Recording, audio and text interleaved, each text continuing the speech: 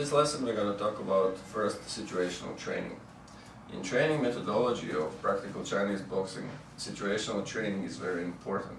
So if you study traditional martial arts, you're going to meet different kind of opponents in real life. So one opponent would be untrained street person who is very violent, aggressive, but doesn't use specific form.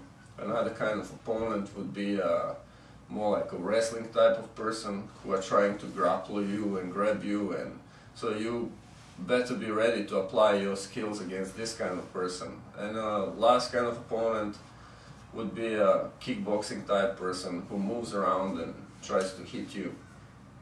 So situational training means that you need to train in specific situations for these three types of opponents. So no rule type of opponent who might use weapons or any kind of tactics or strategy he can. More wrestling type person and more kickboxing type person. And I know it sounds strange to emphasize this, but many people don't use situational training, and then it's hard to translate the training to real life. Another element I want to mention here is natural movement and also instinctive movement.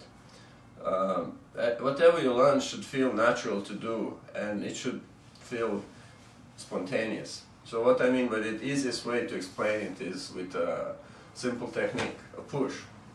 So if a person comes and pushes me on the shoulder, and if I'm stiff, if I stiffen up, obviously he's gonna hurt me more, and he's gonna move all of my body. So your forms and your tactics should be one. So if he's pushing me, it's really easy to turn your waist. So by turning your waist, you absorb lots of power, and you do something that's actually natural.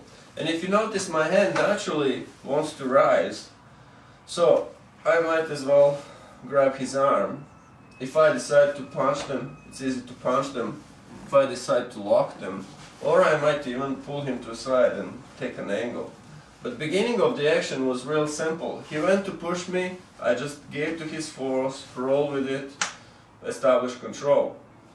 Once you establish control, it's easy to prevent attack with another hand just by going on his blind side.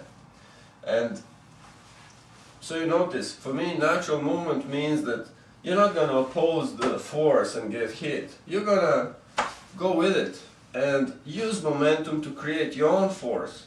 So I could use his force to create my force, and using minimum of movement and direct action, defend myself effectively. Then I can choose different tactics, lock, strike, or control, very easily. And also, to me, this is instinctive. Instinctive is something that's easy to do, something you would do when somebody is, even if you're not trained. So let's say if he's pushing me with two hands, if I get stiff, I'll get thrown off and he will gain momentum. But if I learn how to give to it, and my arms automatically rise up, you notice how I open him up? I take control of his arms. In this case, you can hit them. So first moment is really important to know how to yield instinctively, because some untrained person might also try to raise their arms, but they're going to be stiff and they're going to lose balance. So these are those simple details and simple explanation that can help you apply a form easily. And you should do it effortlessly. Nobody can just control his arms. If I am stiff, he's going to hit me, I'll be thrown off. But if I know how to give, it's easy to keep balance and start counterattacking easily.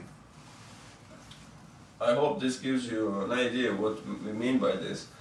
But in the next project where we actually teach you techniques, we're going to teach you step by step how to do that.